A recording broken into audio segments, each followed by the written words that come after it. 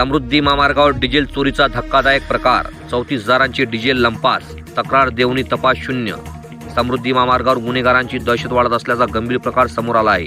दिनांक 27/12/2025 रोजी रात्री सुमारे 3 वाजताच्या सुमारास वाशिम जिल्ह्यातील वालई गावाजवळ सोयाबीनच्या गट्टूंनी भरलेला ट्रक क्रमांक MH40 BL 6786 अचानक तांत्रिक बिघाडामुळे बंद पडला.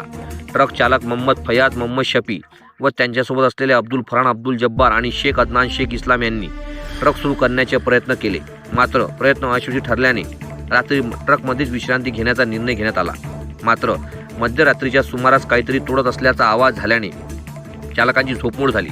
कॅबिनमधून बाहेर पाहताच स्विफ्ट डिझायर कार क्रमांक MH46 AU 7601 मधून आलेले 2 ते 3 अज्ञात इसम ट्रकच्या डिझेल टँकचे कुलूप फोडून डिझेल चोरी करताना दिसले. क्षणातच चोरट्यांनी सुमारे 34,000 रुपये किमतीचे डिझेल लंपास करून घटनास्थळावरून पळ काढला. या प्रकरणी दिनांक 28/12/2025 रोजी पोलिसांकडे अधिकृत तक्रार करण्यात आली आहे. मात्र आजतागायत कोणतीही ठोस कारवाई किंवा तपास सुरू असल्याचे दिसत नाही, असा गंभीर आरोप तक्रारदारांनी केला आहे.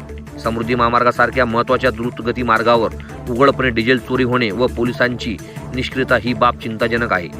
चोरट्यांना तात्काळ अटक करून जेलची हवा खाऊ घालावी, महामार्गावरील सुरक्षा वाढवावी, रात्री उभ्या वाहनांच्या सुरक्षणासाठी ठोस उपाययोजना कराव्यात, अशी जोरदार मागणी वाहनचालक व नागरिकातून होत आहे. तो एकच प्रश्न, समृद्धी महामार्ग वाहनचालक सुरक्षित आहे का?